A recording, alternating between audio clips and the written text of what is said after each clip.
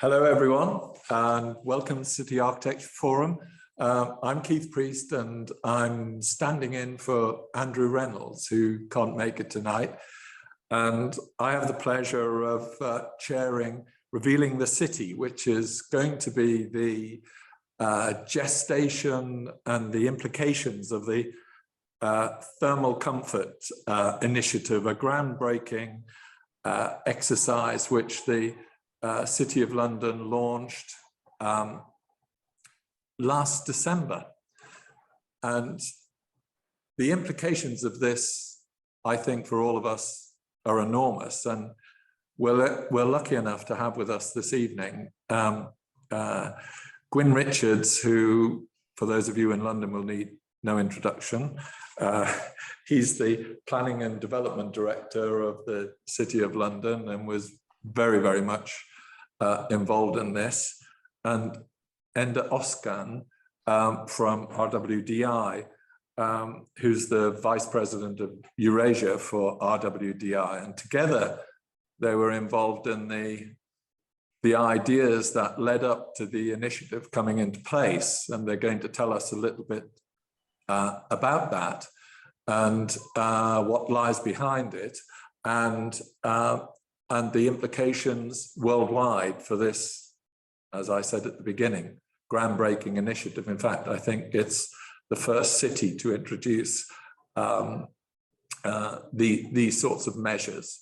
So without further ado, I will hand over to Gwyn, who is going to be kind enough to go through the background and the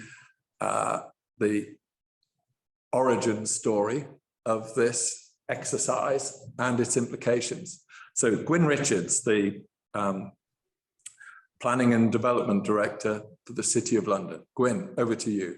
Thank you. Thank you, Keith, and good evening, everyone.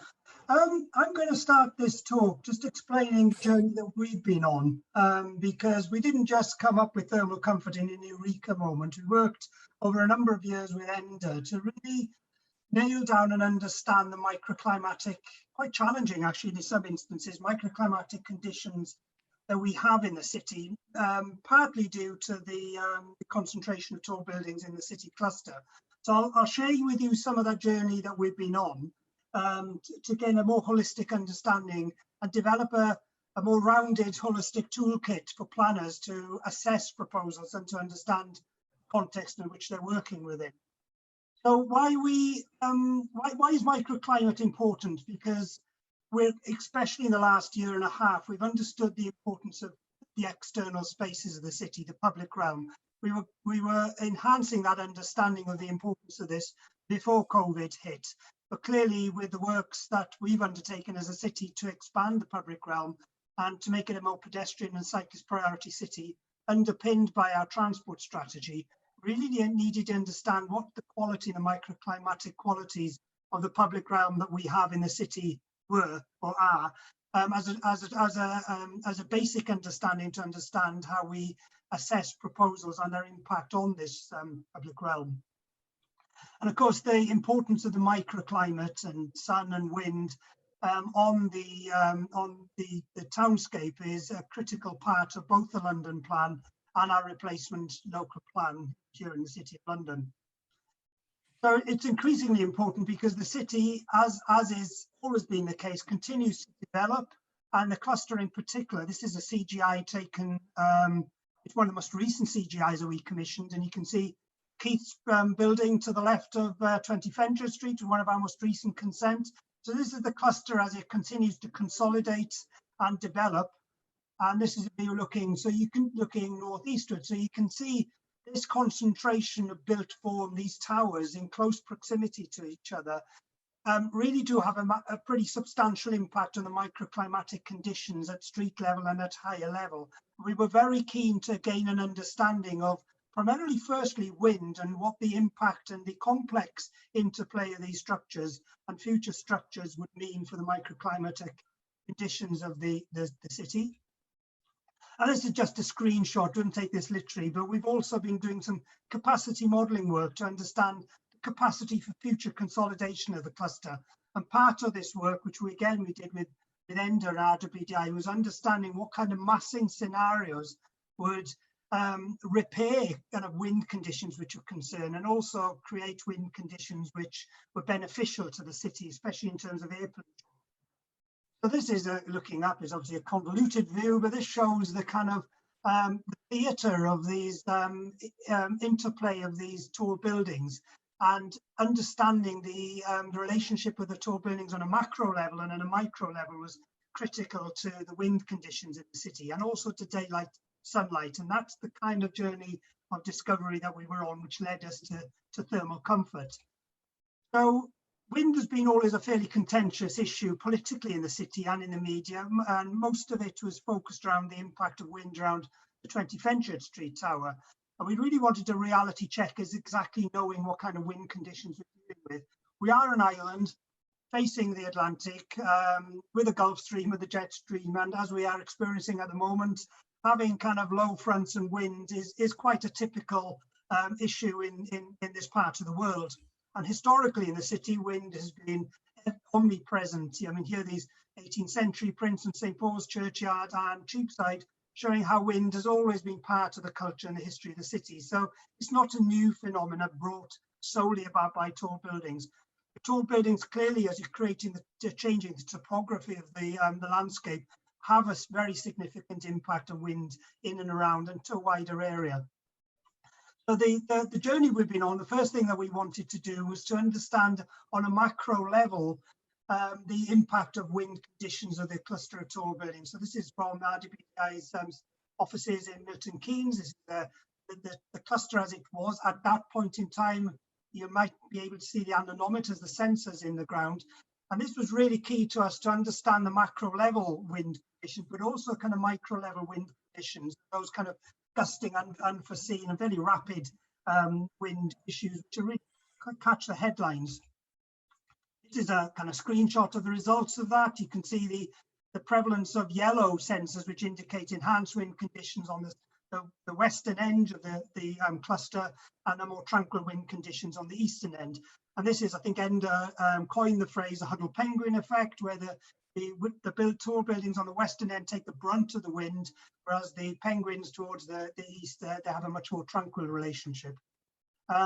What we wanted to do as well in terms of wind was take some of this kind of hysteria away from the debate. So RWDI did a really wonderful piece of work where they superimposed the climatic conditions of other cities around the world onto the London townscape.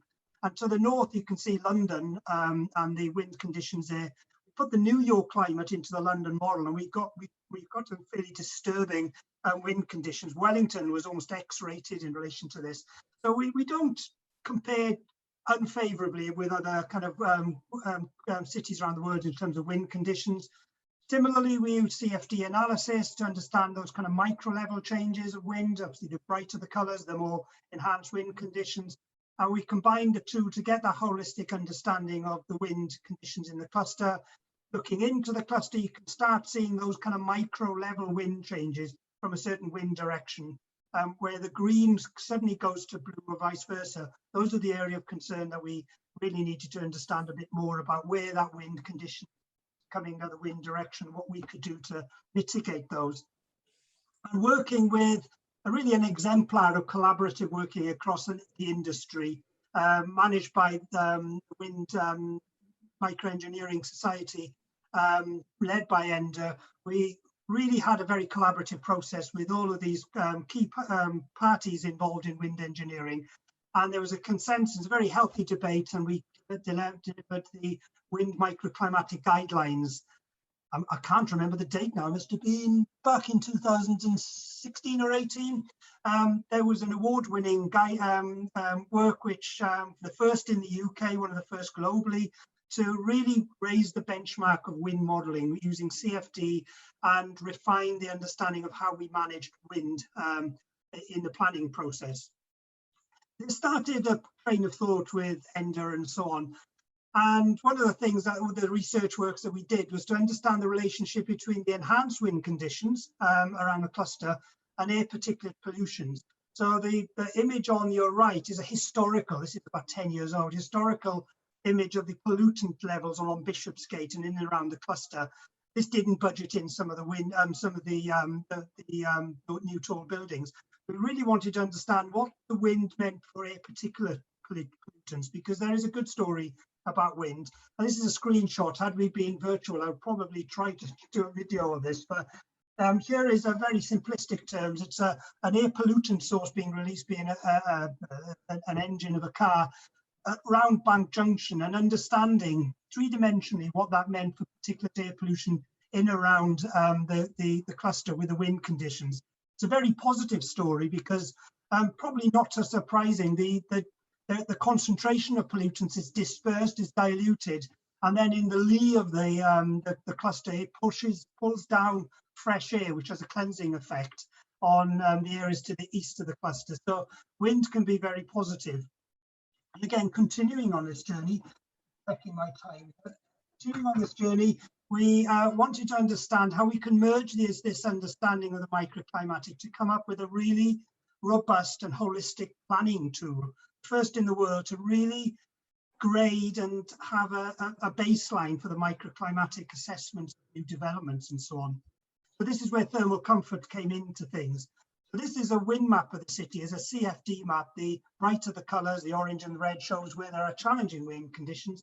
As you can see, they're in and around the city cluster, and to the south of the city cluster, you can see 20 Fenchurch Street, which a lot of the headlines related to, and then the more tranquil, lower rise levels to the west in around St. Paul's and so on. We merged that with sunlight to ground data, and not surprisingly, into the cluster, the sunlight to ground is really challenging because of the shading effect of tall buildings.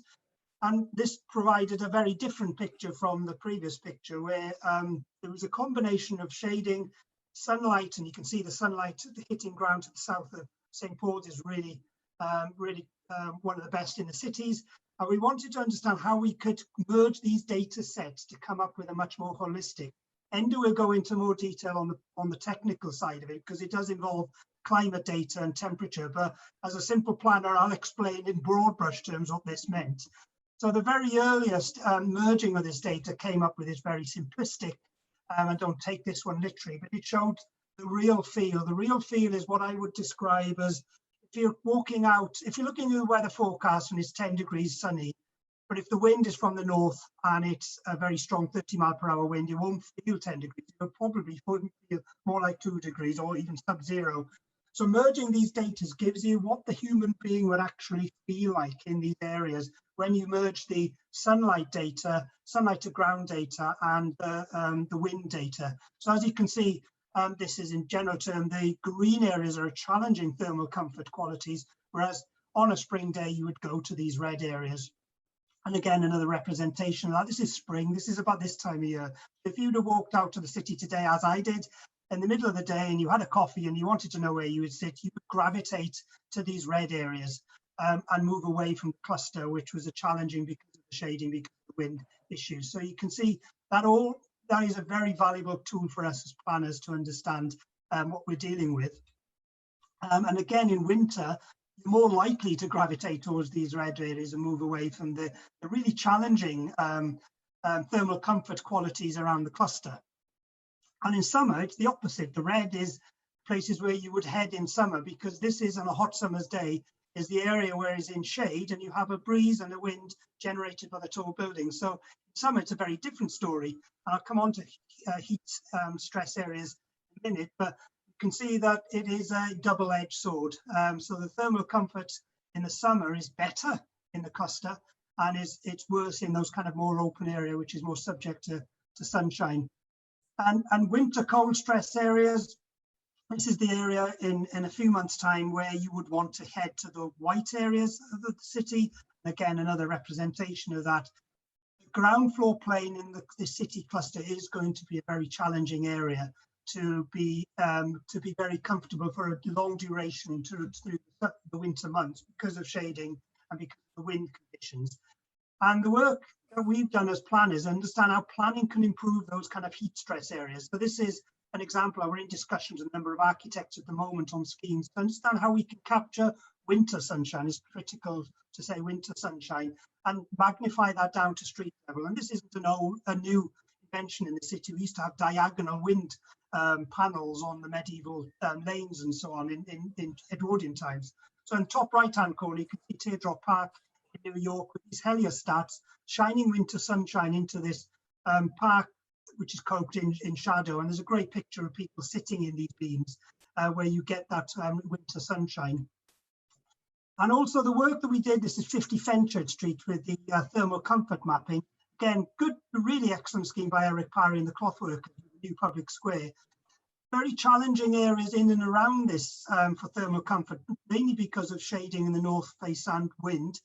But then when we modeled the thermal comfort on the elevated public areas above, especially in the winter, you could see these are the areas which have a very high thermal comfort. They're soaked in sunshine during the winter hours, and the wind conditions are much more tolerable or much more benign there. So this is why the 50 Fenchurch Street promenaded walk at that high level is a very good example of public areas, elevated areas, which have a very good thermal comfort quality in those winter months. And this is a combination of 50 Fenchurch Street and the Fen Court, wonderful roof garden there, to show how we are using thermal comfort to reinvent the public realm at higher level in the winter months. And thermal comfort modelling is a key part of understanding the quality of these areas as public spaces.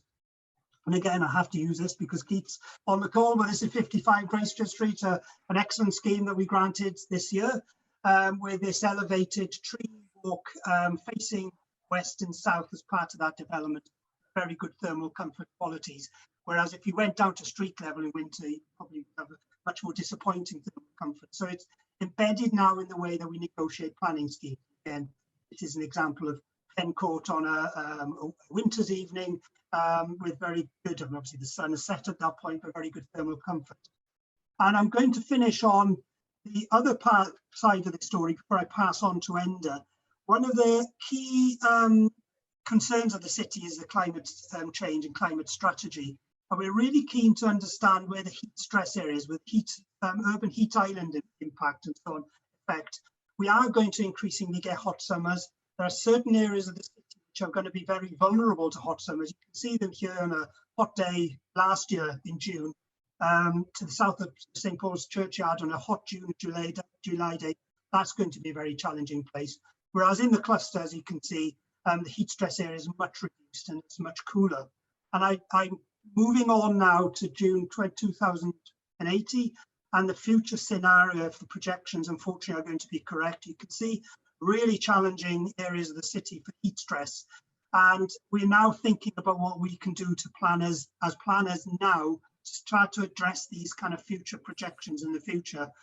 One way of doing so is planting more trees to create dapple shade in winter. And this is, I took this Sunday in Cheapside, and I'm absolutely astounded at the transformation in Cheapside with the tree planting. Very hostile place 10 years ago. You can see how tree planting in the summer months has that dapple shade. And also this is a wonderful Shepherd Robson scheme, City Cape House, which unfortunately probably isn't going to go to fruition now because of post-Grenfell building regulations. But this was a green walled building, one of the greenest walled building, the greenest walled building in Europe, which actually lowered the ambient temperature in the surrounding areas. So there are things that we as planners and architects can do to be able to combat this kind of rising threat of heat stress in the city. So I'm now going to stop sharing and I'm going to pass over to Enda to take on the more kind of technical side of this equation. Thank you. Just before you do, Enda, can I first of all thank Gwyn and say that was fantastic, and look forward to the question and answer session at the end. And the reason I'm interrupting is to remind everybody watching, could you please think about the questions that you might want to ask and post them on the Q&A section at the bottom of your screen. And we'll deal with them at the end of that. But thank you very much, Gwyn, and Enda. We're looking forward to follow that. Sure, it's a tough one to follow, Keith. That presentation by Gwyn was fantastic. Just before I start, I just want to introduce the company for people who might not be familiar. It's a global company that has relationships with many cities around the world. So we work with the likes of Toronto, New York, and many others. But City of London, in their ambition, in their desire, were groundbreaking. So we've been delighted, we've been honored to have been part of this journey since 2016, 2017. And what I want to do is just embellish Gwyn's excellent presentation with some technical background as well. So let me just see if I can work my technology to good effect and share my screen. Do let me know when you can see it, please, if that's okay, Keith. Excellent. Yeah, great. I can see it. Excellent. Thank you for that. So thermal comfort, Gwyn has provided a really good background of what we've done and how far we've come. I just wanted to embellish it with a bit more sort of details, not going into too much of the science, but giving you an understanding of it. Should people have any more detailed questions, we're always at hand to answer them. So please get in touch with RWDI. So thermal comfort has two particular aspects. One is physiological or environmental aspects. These could be things like air quality, noise, wind, humidity, temperature, even clothing, things that are physically affecting your body and affecting your comfort. There's then the psychological impacts. These are more cultural impacts. I come from Turkey, and for example, in Turkey, people are less tolerant of wind. So there are some cultural differences, and there are things like memory, which is an important one for people who've lived in the city or who've worked in the city for many, many decades. They might remember the olden times when there were no tall buildings in the city. So there are some really interesting psychological effects. There are really interesting environmental effects. What we've done is focus on the environmental side in this initial thermal comfort guideline. As time goes by, the thermal comfort guidelines may be developed further, maybe more comprehensive and incorporate more of these factors. But for now, what we've done is taken the climate data, which is temperature, humidity, added a wind data from simulations, and added on top of that sunlight data, again from simulations, to calculate a total comfort, a thermal comfort metric. So what the guidelines do is just like the wind guidelines that we worked on with City of London 2-3 years ago. They provide a methodology that gives you a consistent path through this journey to reach the thermal comfort. It allows different consultants to use similar data to begin with. So the climate data is provided in the guidelines so that there's no differences in climate data between different consultants. And the guidelines provide you a really good understanding of how to execute wind studies, how to execute sunlight studies, how to combine these two, and even how to present it consistently. So the end result is high quality study, consistent study, and a consistent way of presenting it, which means the planners can interpret it very easily. So that's our aim. That was the aim from the get-go. And obviously the principal aim is to improve comfort for users in the city. So we have 5 categories. I just want to briefly describe these, and I'll give a little bit more detail on those. The all-season category, which is colored green in this plot, represents the thermally comfortable areas that throughout the year on average provide a really good thermal situation.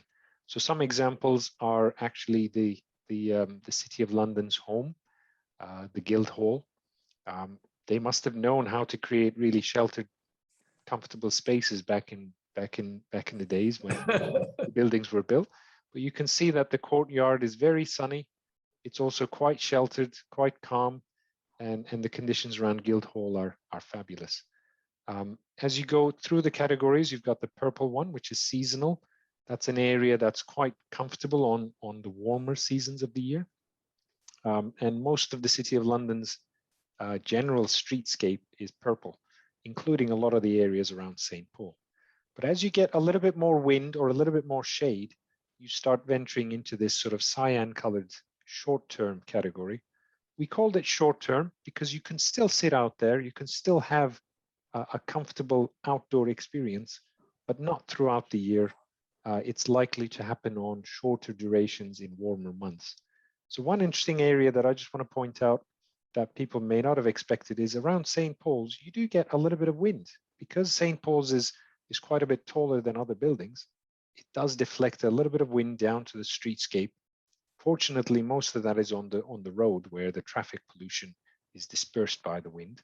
But that's an area of short-term sitting conditions. And as you start to look towards Eastern Cluster, you get into short-term seasonal and transient. Transient, as the name implies, is an area that you just want to walk through. It's not really an area that you'd want to sit in extended period of time. Short-term seasonal is an area that you can sit in shorter periods, probably during warmer months. So you can see that some of the streets around the tall buildings are relatively windy, and therefore they fall into the last two categories.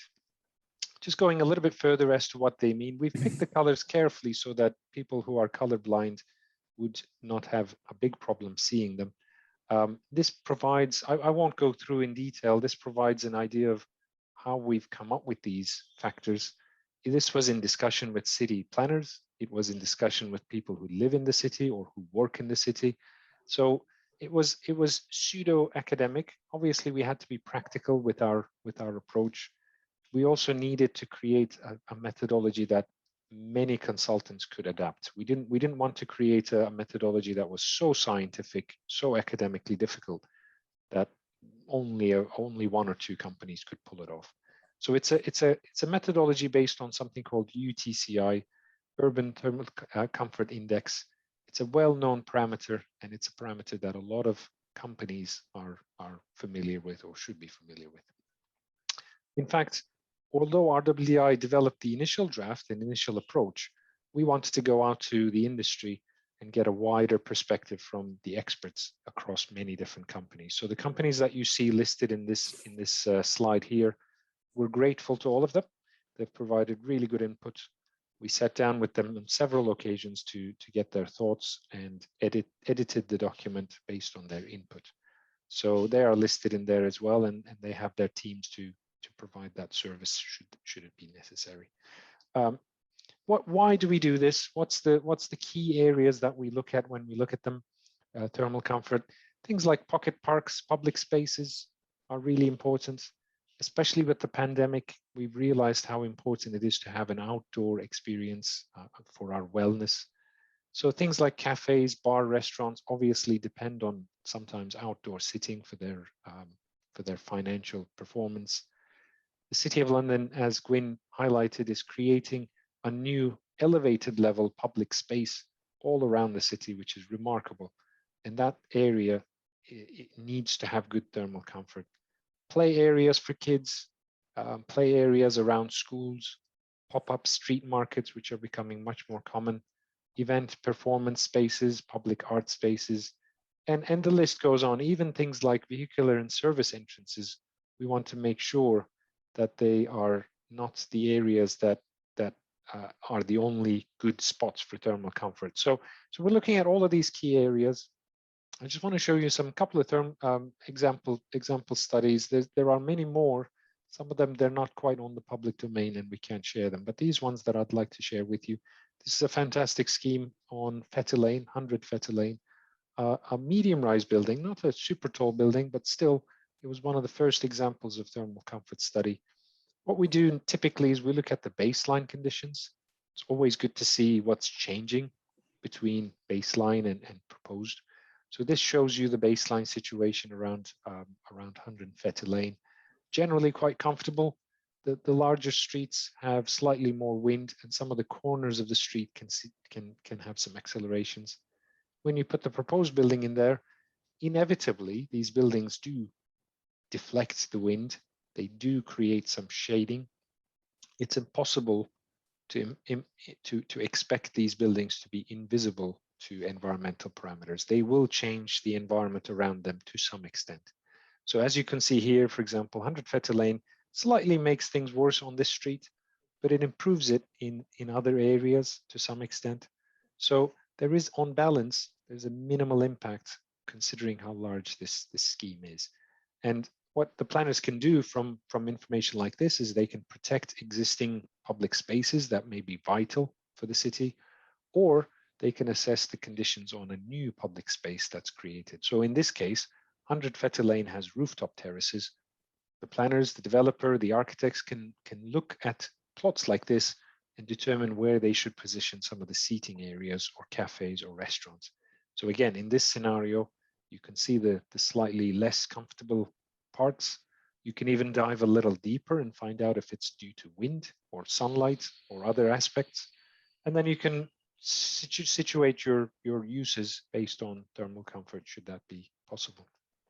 We can even, on these schemes, look at the rooftop terraces of neighboring buildings, because the city is genuinely creating an elevated landscape that's really vital. So this shows you the different kind of elevated public spaces that are all around the site, and we do a baseline versus proposed comparison for these.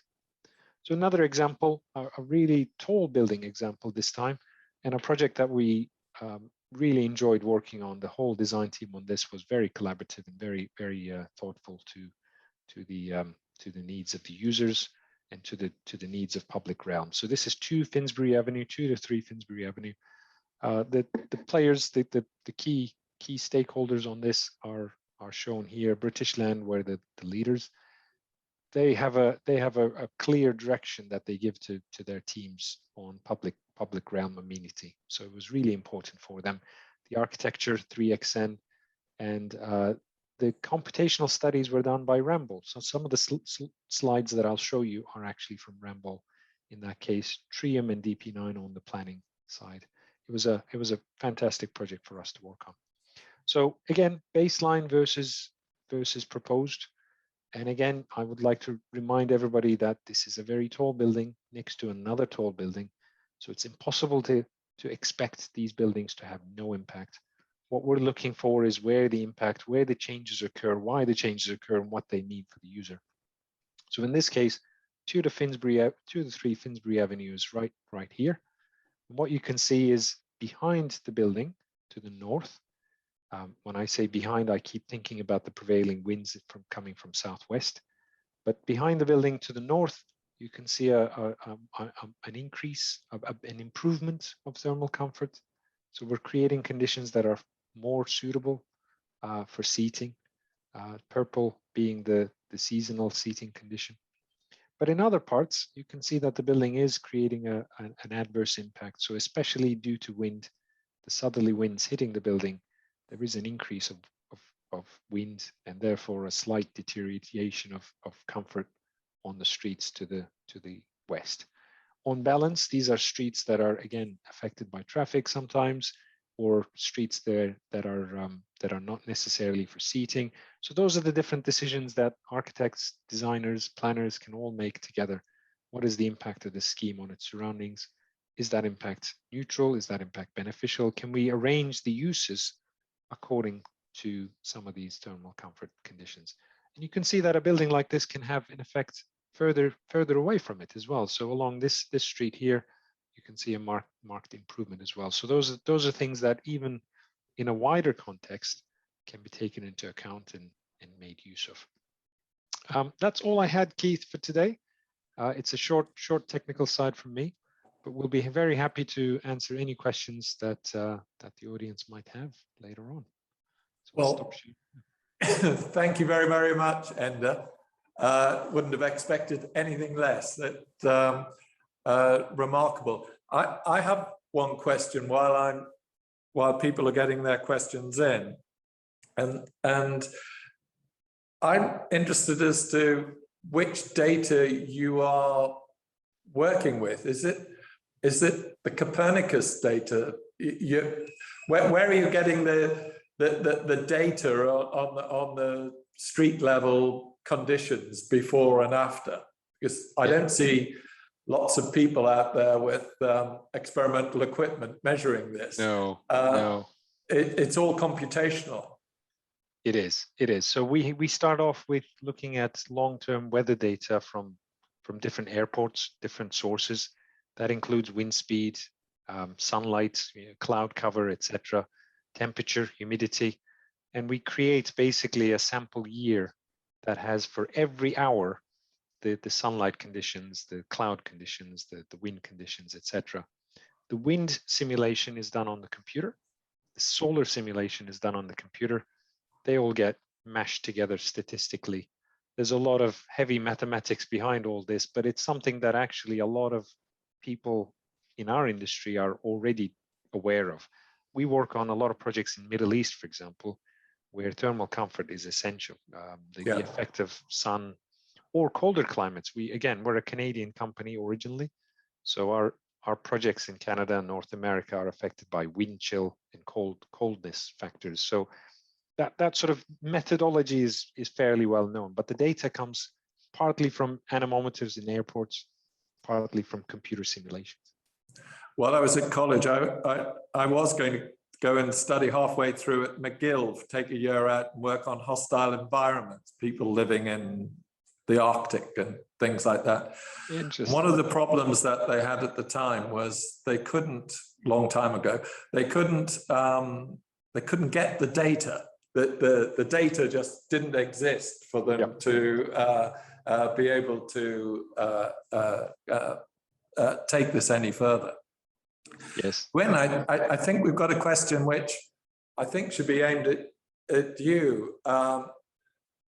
David Magyar, first of all, thanks to both of you, and wants to know the extent to which the guidelines and tools that we're discussing are being adopted by others in the UK and abroad. Would you know? I suspect it's a Gwyn question. I think it's an under question, but I'll kick off because the one thing that we've been very keen on as a city is to build bridges and to for others to learn from, frankly, some of our mistakes, but also some of the lessons that we've learned. So we've been engaging with the GLA and another number of boroughs, and I've personally had meetings with probably pre-COVID, probably 5 or 6 other cities around the world to understand what we're doing on wind. And I think I was on a podcast in Toronto, I think fairly recently. So there's a real appetite internationally to understand about what we're doing on this.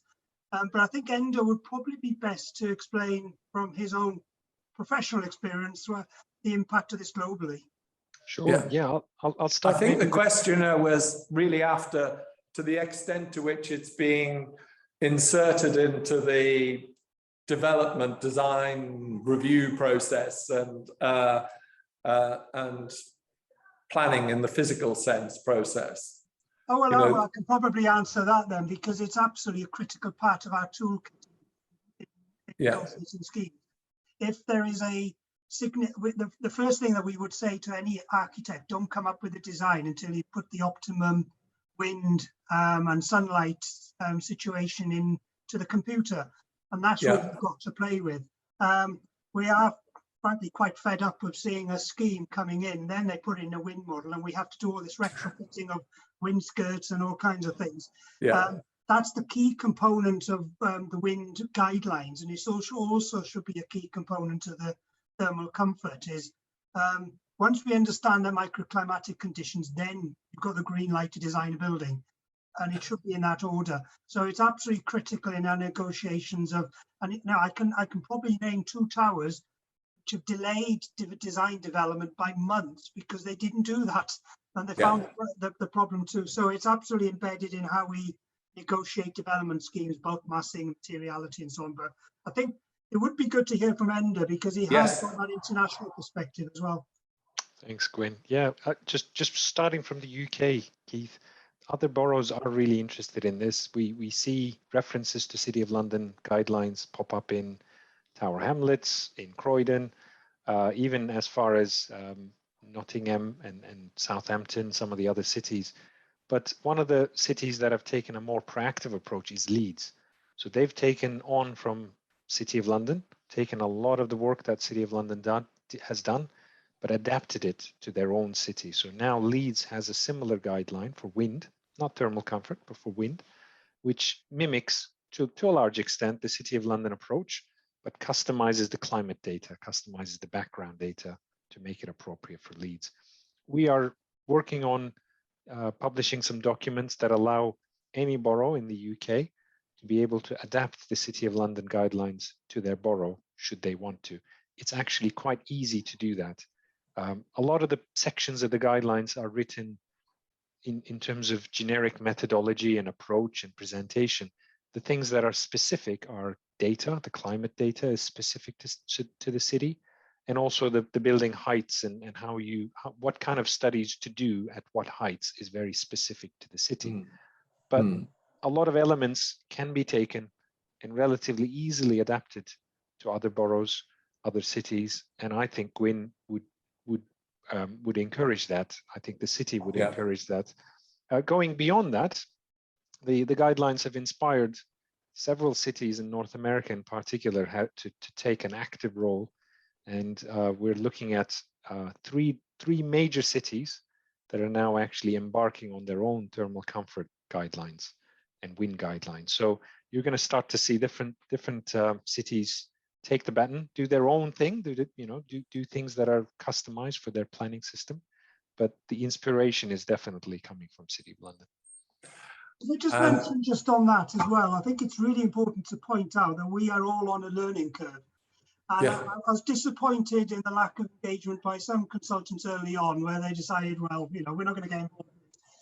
You don't try something, you don't learn the lesson. So the work that we've done with the consultants who were willing to engage with this was, we now are applying this in practice, and on every case we're learning more things about thermal comfort and how we can refine, and the same with wind guidelines as well. So I think it doesn't end here. This is part of a progression and a technological and a professional development of understanding how we could do this. So I would absolutely encourage all the consultants in any boroughs to engage and to share that journey with us and share the lessons they've learned. Personally, I think I'd extend it to schools of architecture as well. And the movement of air across buildings is not that well understood as far as I can see. Certainly, working with people like Ender and Worth who work on Formula One and things like that, where we here have looked at the movement of air and how do you manage it across a surface. It maybe I'm saying more about myself, but it often seemed counterintuitive, some of the very basic things that we were being told. And I suspect it's a really interesting area creatively as well, and it can lead to a particular sort of architecture. But I must also just on that, I mean, we always had the wind skirts. The wind skirts are quite a characteristic part of towers 10, 15 years ago. What we've now realized is these wind skirts might solve some problems, but the concentrated shearing to a very low area around those is a real issue. So the wind skirts can create more problems than they solve sometimes. Yeah. So if I could move on to Tim Alio, who I'm going to read out this question because I'm not sure I understand precisely what he means, but maybe you will, Ender, I suspect. Do you know of any trade-offs when using computational models for radiation exchanges versus the use of on-site radiative data collection? I'll do my best to answer, Keith. I myself am not an expert. I've got a fantastic team at RWDI that I lean on heavily on some of these technical questions. The computational methods, especially that are used in the City of London guidelines, are intentionally relatively simple. And the reason for that is to make sure that as many companies as possible can offer this service rather than limit it to very few people. So the computational models that we use predominantly take account of sun on ground effect, which is the direct sunlight. There are other factors to do with reflection of sun from building surfaces, facades, even the counter reflection from the ground that comes back to you, which could warm you up from the ground. Those kinds of secondary effects we've decided to ignore for now. So it is a simplified model, the computational model. If you can do an on-site measurement, you obviously get a fantastic measurement, but that measurement is only for the existing site. So you still have to rely on computation to predict the future. I hope that answers it. But if it doesn't, we're on call. They can email us, and Yeah. one of my colleagues could provide a more in-depth answer. Well, it helps me understand the question, certainly. So the Giles Charlton is asking, he's saying it's a slightly different topic, but is there an opportunity to extend the technology approach to pedestrian spatial comfort, given the ever-increasing number of people spilling out of the next generation of office tower developments into the public realm? I think I can answer that. I think it is primarily about the public realm, isn't it? It's that's the whole point of the exercise, to allow us to have an accurate view of what's going to happen in advance to the public realm. And just to say further, and Gwyn can comment on this, Keith, the pandemic has forced us to re-envision what the streetscape should look like and could look like. So previously, Gwyn consultants might only have considered the pavement as the area that we should focus on. Whereas now, we now know that sometimes the roads can be closed and become a restaurant all of a sudden. And that's what the city have done during the pandemic. They've shut down some of the roads and allowed the restaurateurs to still earn a living using outdoor seating. So we're now working with Gwyn's team. And when we assess schemes, we don't just assess the pavements and walking areas, etc. We actually look at the road itself, just in case in the future that road may change from being a vehicular road to something else. I don't know, Gwyn, if you wanted to. No, that's right, and it's probably an enhanced focus on that given COVID-19 and al fresco. But this was a key part of the WIN guidelines. Yes. Before anybody was talking about pandemics, is that we are very conscious as part of our transport strategy to reimagine public space to be roadways with time closures and so on. And one of the key elements of the WIN guidelines in particular, and there's also thermal comfort, is understanding what the function of that piece of public realm is, because we have potentially, pre-COVID, we were forecasting 600,000 plus people to be traversing the streets of London on rush hour. A lot of that public realm is needed for people to get from A to B. So we budgeted that in. So we needed to understand through pedestrian modelling, what is the purpose of that piece of public realm? And more often than not, it's there for people to move quickly through that area. There are also areas of dwell spaces in the kind of the quieter areas, which have a much more demanding requirement for more tranquil wind conditions and better thermal comfort. So it is a much more nuanced focus rather than just everything is public realm. We do budget in the behaviour of pedestrians and forecast pedestrian flows as well. And things on the thing. We asked around here, just before I came in, I was telling people what I was about to do and asked them, did they have any questions from our firm? And one of the questions someone was asking was, how often do you see the advice being updated? I mean, we ourselves could make our own guesses, but that presumably the guidelines in the guidelines need to have extra factors added into them, not just the factors that we're all aware of by reading them. Noise, pollution, all those things. So how soon do you see that coming along? And if I can combine it with my own view, which was, here we are coming up to COP26, and the rate of change is so accelerated, looking at sort of another client, Chatham House's report on the climate change and the real impact of climate change. And everybody seems to be saying it's going to be so much more dramatic than it is, than we think. How do you see this what I think is a pretty fundamental piece of design advice or a design measure. How do you see that changing with all this additional data being added, and how often do you see that coming up, and can we add our own criteria to them, and how do we do that? That was what I think that's that's a really key question for us, because having worked in Kensington and Chelsea, if you did a thermal comfort map of Kensington and Chelsea in South Kent, it would be the same relevance in 100 years' time. Nothing really changes that much within that context. The City of London changes. We just granted 4 towers this year, and there's 3 towers being built at the moment. It changes by the week. So the whole basis of that thermal comfort modelling needs to be constantly updated.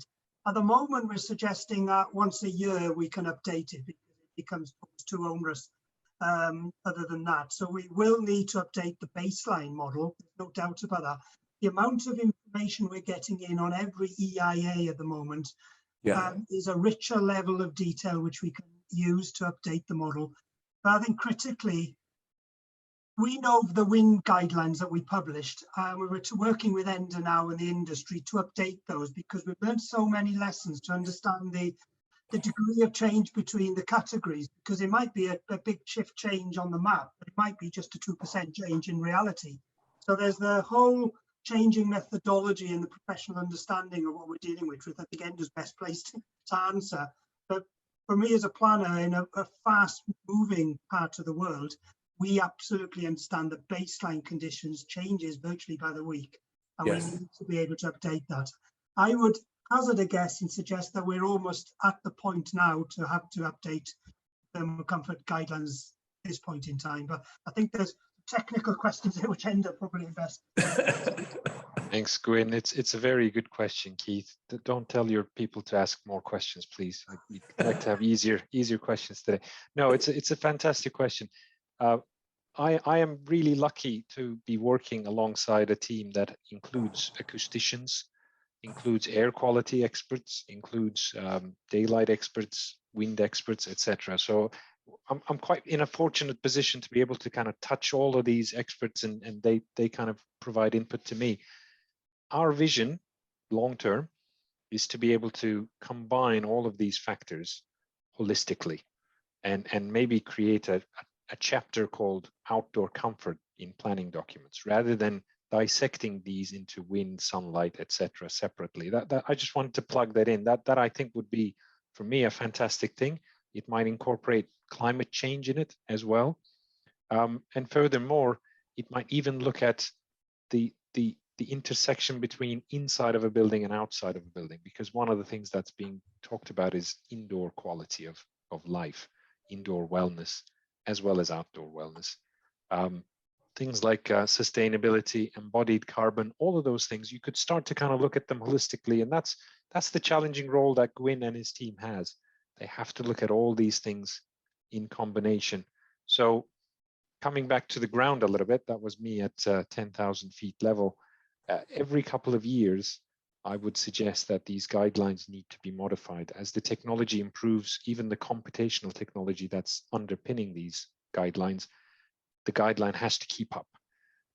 But also things like climate change impacts, embodied carbon impacts, etc., can start to be embedded into these guidelines. I hope that answers it, Keith. Yeah, it does. Certainly the size of the data sets that we're building for each individual building are enormous, and it strikes me that it seems such a shame just to use it for building the building, as it were. There's a powerful set of data and the ability of the building to collect and produce real performance data for you with the introduction of a few sensors and a very simple collection.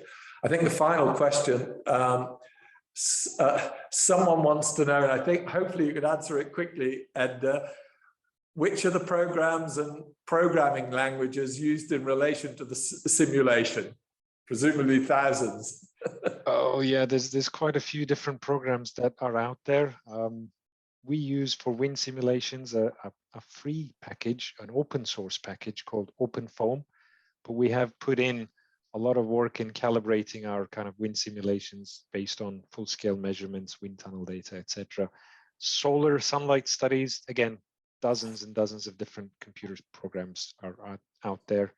Again, I'm not necessarily the expert to be able to throw some names, computer program names, but there is a lot of choice for both wind and sunlight and combination of that. Yeah.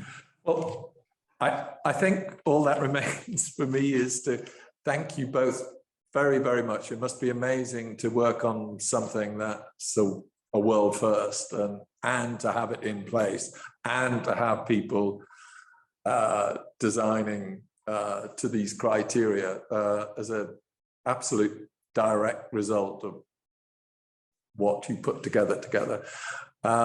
So I can say thank you very, very, very much on behalf of all of us and all of the people who will watch it on YouTube.